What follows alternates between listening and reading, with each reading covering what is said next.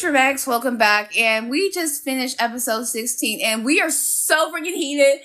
She needs to die. The slaying needs to happen. Yes. So Tia1, being basic bitch as usual, excuse my language. I hate using that language, but her actions this entire episode just sealed the deal of how terrible she is, both as a person and as a character, because everything that she is doing is so one-track minded, and it's because of Mingye and her I don't even say love, because I don't think that's the right word. It's an obsession. Possession too. So she spends most of this episode still trying to look for him, because, you know, his body had fallen and she was worried about him, and trying to retrieve his body, and they managed to locate him, and of course he's still being cared for by Sungju. Of course, like, by now he's recovered his sight and he sees her in the mirror, which is one of my favorite images of that, because it has that ethereal look to it, to seem like it was a dream, until he turned around and he realized, like, oh, you really are here. Yeah. And then she's like, are you okay? Your eyes are getting red, because he's tearing up, because he's like, I can't believe I've been blessed to be here again. And so he's like, this is the opportunity for me to make everything right. They spent like a cute night before, and of course he's still pretending he's like, oh, I still can't see. I still need to be tended to. So he can kind of like extend his stay, but it just seems like, again, it's coming to that seconds too late, where he did not reveal who he was, and that, like, I want to just rebuild everything from you from scratch from here. If you're willing to accept me, I'm sorry about everything that happened in the past, but I still really, really love you. And, like, let her, you know, unleash that. But what didn't happen?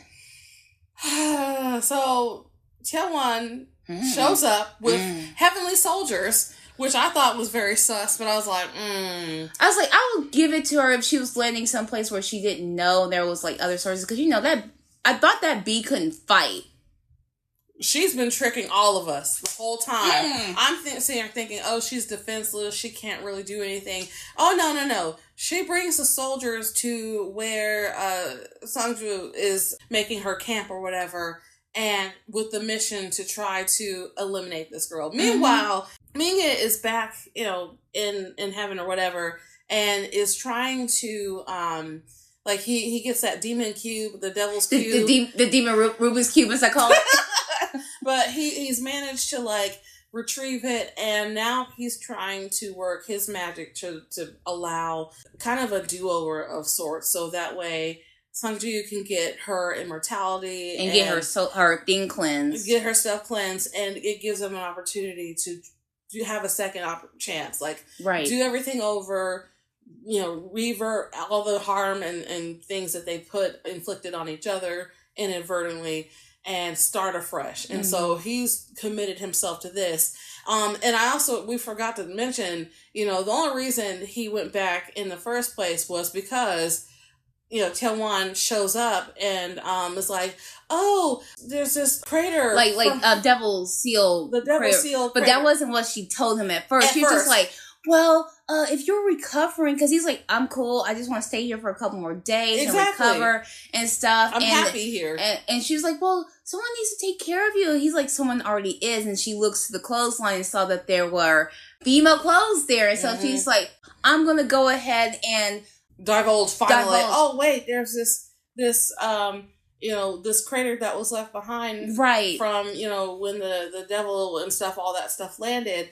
You need to go fix it. Like, you have a duty. Yes. And it's like, why do you only bring that up when your first attempt doesn't work? Because you know how it is with her. Yeah. Everything else, everybody else is not her first priority. Getting him is her priority. Right. Being satisfied is her priority. Nobody else matters. And she only entreated, that's what the word I was trying to look for his sense of duty as the god of war to protect people, to have him go and tend to this crater. Other than that, that was not the first thing in the mind, but she used it as a tool because she knew he will acquiesce to that in a heartbeat. And again, as soon as she also had first seen him what did he do when she tried to touch him? He moved back. He moved away. Like, she kept trying to reach toward him. He's like, no, I am taken. I got a boo thing. Right. Get your hands off me. How many thousands of years of rejection do you need more? And the thing is, I don't think he even considers her as a friend. Like, he's just like, you are the daughter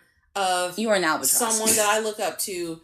We are not friends. We don't know each other like that. You need to back up. Like, keep your distance. Again, like, he sees her as a sense of duty to take care of. You were my mentor's daughter. I am in turn out of respect, making sure that you're taken care of. That's why she hasn't been turned away from her childhood home, because she lived there all this time. So he's like, I'll respect that, because like this house technically to him like isn't his. Like nothing is familiar for him. He would have been fine living in those woods with Sanju and being happy. They were content that way. And that's the thing, of course, like he had written a note to her pretty much saying that, let me go take care of this and I will be back. Right. But of course, Crazy B is just like, why don't you go ahead on? I'm going to go and look for more stuff around here. And so she can go and, burn the note and crying. I'm like, girl. And that should have been his first clue. Why do you need to stay back? For what? Why? You said this was important. You need to come with me. Right. Let's go. Right. And I'm like, you sorry. Ooh. We were cussing this whole episode because we were so mad. Like, we knew how manipulative and terrible she was, and we knew her tactics because we've seen enough dramas to know how this is going to play out. But it was so infuriating. Like, even when she finally joined Mingyu at the crater to kind of like do his job, you know, they're surveying the territory, kind of seeing what's the deal. And as soon as he jumps off to go handle his business, she's like, Mingyu! And I'm like, what else did you call him for? What were you expecting? Like, this is his job. Yeah. Like, let him work. Let him do his stuff. Because I'm like, this is what he always was expected to do. And plus, like, you had entreated to his sense of obligation to make sure there's no evil anywhere. That is his default. Sorry. And so I'm just like, and that's the reason why he doesn't like mess with you, because you are up there like coddling him, and he's like, I'm good. Working. I'm working. Let me do my job. Why don't you go and knit? Like, I don't know what you do. I don't care. I don't care. Like, why don't you just go and like go cook some soup or something? Like, go do something more meaningful instead of going and doing what she eventually ends up doing. And once, you know, he gets that handled, and he tears off one of the heart protecting scales, which now we know where that comes from. We know where that comes from because it's presented as a wedding gift for Bing Chang. And so we see kind of where that ties in. But like once he does that, and you know he gets the devil's cube and stuff like that, and everything's nice and cool, like I was so mad because T1's like, well, my father sacrificed his life and you sacrificed your heart protecting scale, and I'm like, girl, shut the fuck up. Like, right, please do. Because I'm like, what? Because like, on top of that, it's like, all during this war, where were you? Exactly. You were nowhere to be seen. There were no cutscenes to you. And so I'm like, you don't contribute to anything except for your own personal evil desires. Which I was like, that's because like this chick can't fight, but that's a lot. We find out, okay, so once, you know, they go back to heaven and everything, and Minky's like, all right, so we got that handled. I need to focus on helping to get her stuff back, her immortality. I want to reset everything. So he's not on that one track mind of, okay, let me just save the world, save the planet, and neglect his personal relationships. Like, he still has her in the back of his mind all the time. So that's his next plan of things. So he has to meditate and all that, do the cultivation stuff. Meanwhile, T1's like, she's telling the guard, she's like, you know, no one disturbs him. For like 4 days or something. You know, no one gets in, no one bothers him. And she goes down to the Mo River where the clan people are. Well, first she visits her house and saw that. Yes. But like, Sangju saw the celestial light coming down from the sky. And she's like, oh crap. So she dives into like the little pond in front of the house and turns into a clam. And then she pretty much had seen that that T1 and the soldiers can't kill her because she's not there. And so she pretty much already gives the order that, if you see her, you kill her on sight. Exactly. So now she's figuring out, like, oh, wait, this lady... Things is getting real. Something's going on. And she's crazy. She's crazy. And so after that, then they go to the Mo River, and yeah, T1 basically massacres everybody, including her brother and... Not her brother yet. Not her brother yet. She took the brother. But, like, she and the Heavenly Soldiers, like, they're just killing innocents. Everybody dies. And then once she gets to the king, and of course she's like spilling the beans about, he wanted a divorce, and you forced her into this marriage, and he filed a divorce. He didn't want her. And like... The king, oh my gosh. And really spilling all her secrets. She's like, you know what? I got that river water and tricked her thinking it's going to help her. Mm-hmm. And she was damaged by it, and really just spilling out like her whole MO. She's jealous of this girl. And that's what the king said. He's just like, that's bull, because you were jealous of her securing the person that you wanted. And she's like, me jealous of her? Like a sneaky little kid? I'm like, apparently, because you came down here and slaughtered her entire people. And what makes it worse is she framed it because one of the devil artifacts or whatever fell into the river. Yes. But the people didn't know about it. It's so above their notice that they're not associated with it. They didn't know the war was going on. So she's using the excuse that, the Mo River clan people are hoarding demon artifacts, and by extension, they need to be executed because they're in collusion with the demon lord or whatever. And he's like, what the fuck are you talking about? Like, we've just been here minding our business. Chilling. And using that as an excuse. And what makes it even worse is one of the Heavenly Soldiers, he's like... He got an epiphany after the fact. Yes, because he's like, hey, should we run this by the God of War? Because I don't know if this is okay. And she's like, trying to justify, like, he won't care. They're in collusion with the demons, so... Because she's like, listen to what I have to say. They are guilty by association with the devil god. Since they're demons, therefore they are associated with the deviltry. And like the king was just like, we have nothing to do with this. We're just living our lives separate. Like, a lot of the times when we hear about the war, it's secondhand. Days later. So because they're peons in the overall scheme of things. They are like the lowest on the hierarchy, and it's so messed up that you have a literal goddess bringing her soldiers and stuff to slaughter innocent people that can't really do anything. And she took the brother. And I was wondering what was going to happen with the brother, because I was like, maybe that will trigger something. I don't know. Maybe she'll turn him evil.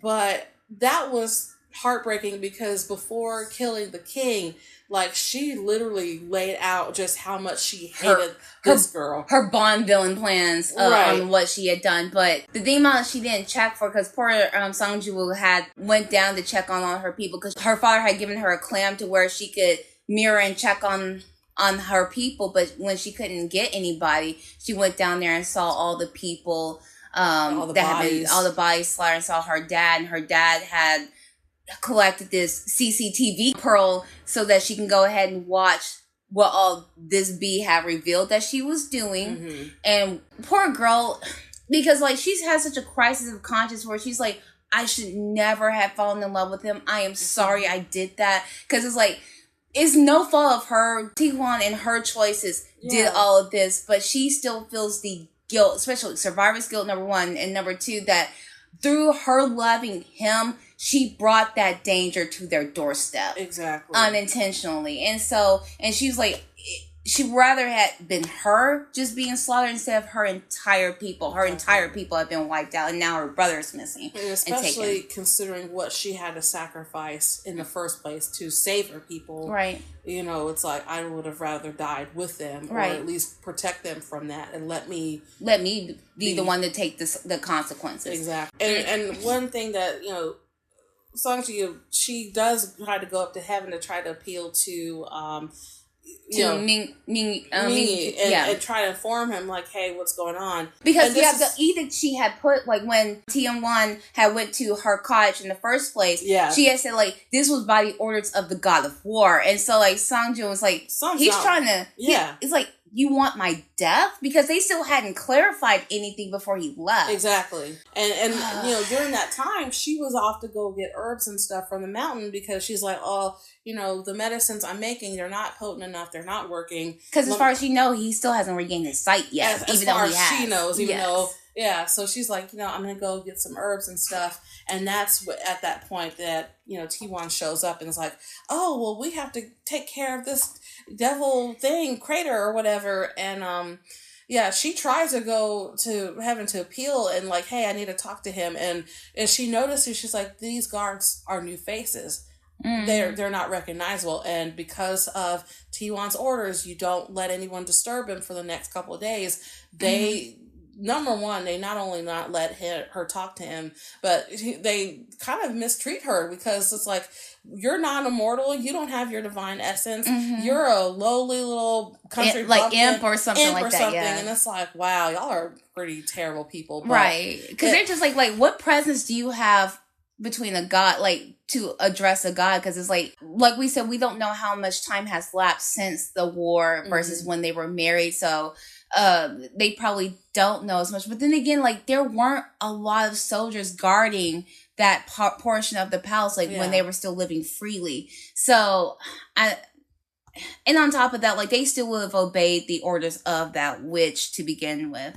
So, it also goes back to Ming Chang in the forest with the nightmare blossoms, and they were decorating her. So I think this is her past life reflected on that. Yeah, and especially because she took so much delight in slaughtering her smiling the entire way. It's one thing to try to root out Sangji. That's one thing, but when she escalated it to, I'm going to annihilate your people just for revenge, only because he was not going to come back with her unless she had to like find a reason. I remember us when we were watching the episode, even when she brought up the little demon crater, we're like, oh, she probably made that shit up. And then it turns out it's real, but it's like, why didn't you lead with that? Like, I'm glad you're back. I'm glad you're okay. Mm-hmm. We have a situation. Because, even though, the demon lord, whatever, is gone, there's still cleanup to do. There's still things that they have to kind of rectify. And again, that selfishness. It's like, it kind of also reminds me of like a game when you get to the end of the actual story mode, but then you have like all the little like cleanups and stuff in between. Those loose ends to tie up to like make everything good, clean, and pure, and get your 100% completion. That's what it kind of felt like to me. But it's like, what also we were talking about is like when Tian-Wan had slaughtered her father, and was just like, well, this is what you get for going against me. I'm like, she didn't even realize she was your enemy. Like, Sanjon is up there living her best life, and you had deceived her this entire time. She thought you were being helpful to her. She didn't realize that you were competition. She didn't know that you had that against her. She just thought you were just a kind friend helping her out, not realizing that you were pretty much trying to undermine her and pretty much punt her out of the heavens and stuff and away from the man that she loved, all because you wanted this man. And what's crazy to me is like, she didn't even question this girl at all. Like, Sangji is gullible. Like, Mingye trusts you, I trust you. Because I'm like, you are around here for a reason. Plus, you are in the heavens, and you would think with heavens that these are good morally good people. Yes. Not realizing that you should have been in the depths of hell with the devil god. Like, are you kidding? And it's very telling that she brought guards that are new, and are not veterans, because I'm pretty sure like people who'd been there for a minute who knew her would be like, if they were still alive. If they were still alive, because they had a lot of casualties in that war. But when she mentioned, she's like, yeah, these faces are new. They didn't recognize her at all when she came up there. Like, here, give him this pearl. This will explain everything. And they're like, get that out of here. It's like a bee, but no, we're not going to do this arts and crafts stuff. Get away from here. Yeah. And it's like, poor thing. So now that we're getting to the crux of it, what's your projection for episode 17? Well, with the emotional state Sangju's in, we think she's going to lose control and probably tap into her demon powers because she's in extreme distress. She doesn't know where Mingye is or whether or not he's involved in this in any capacity. she's just now finding out about Tianwan and her motives, and having to lose her entire family, her people, because it showed flashbacks of her interacting with like elderly grandmothers and some of the soldiers. She's in extreme distress, and the brother said, you know, you don't need emotional mood swings because that's gonna mess up your ability to harness your energy. So it was said that as soon as she was coming home to check on her people and find them dead. So it's like, you know, when they have that callback, that means that stuff is about to go off the rails. Shit's about to hit the fan, and we are both like eagerly awaiting Tianwan getting her comeuppance. I don't know how long it's going to take for Mingye to find out like the extent of what happened.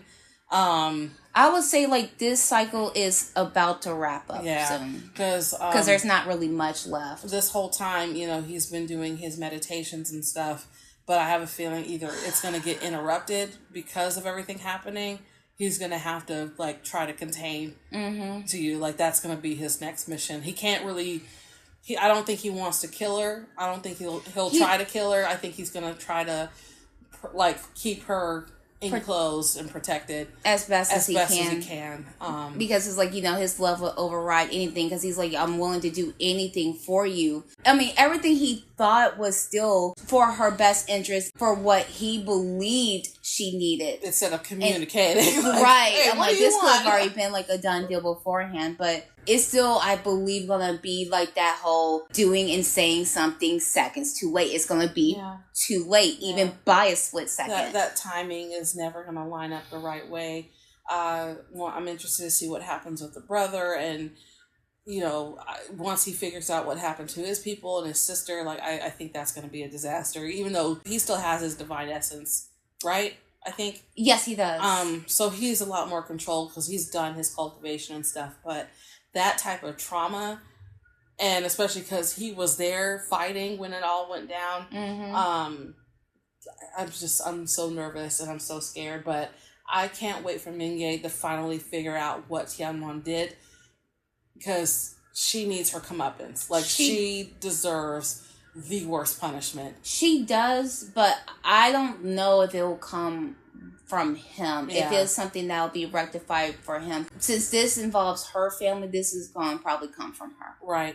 And you know what? Rightfully so. Let her get her lick. I'm like, the retribution should be presented itself through her. But I'm like, either way, I would have been fine with that. But I'm like, I don't think he would ever do that because of how he would feel about her. He would be breaking his promise. So he would let the heavens decide. He can still keep her caged. It's fine. Yeah. He would let the heavens and decide what to do with her, because the type of punishment that he would probably want to inflict, he probably couldn't do it. It wouldn't be enough, especially because she hurt the person that he loves, like genuinely loves. When you watch them at, you know, the cabin and stuff, and the visual pain that he feels at finally getting his sight and seeing her there, taking care of him, like no prejudice, no judgment. She's just la la la la la, and he's just. Part of it, it's like he's kind of stunned, like, you're here. Number one, you're here. Yes. But you chose to still be by my side, even though I treated you terribly. Right. And that's part of the impetus for him going back to the heavens and like, all right, we got to reset everything. I need to work on getting her mortality. That's what I promised her father. That's what I promised her brother. I need to do that for her. And I think, like, also the unfortunate thing of him not checking back in after he had sealed up the crater and made everything pretty and green and, like, real estate ready. It's like, he was trying to do this big gesture, I think, to go ahead and get all his ducks in a row, where he just, like, can present it to her, like, as his, like, I am sorry. Yeah. This is what I want to do to you. Would you accept me for this? Kind of like a big, like, proposal. Yeah. To get her back. It's like, but again, it's coming far too late. But we all already knew, like you had said, like, she has always been on the back of his brain, and has always been thinking about her. Like, in fact, when he was about to die and descend into the Real River, she was amongst the last people he thought about. And so, my feelings. I'm ready for that girl to get stomped. So, yeah, I'm all for it. Let's watch the aftermath. Aftermath of the slaughter. So, I guess we're going to move on into episode 17 and express more of our thoughts.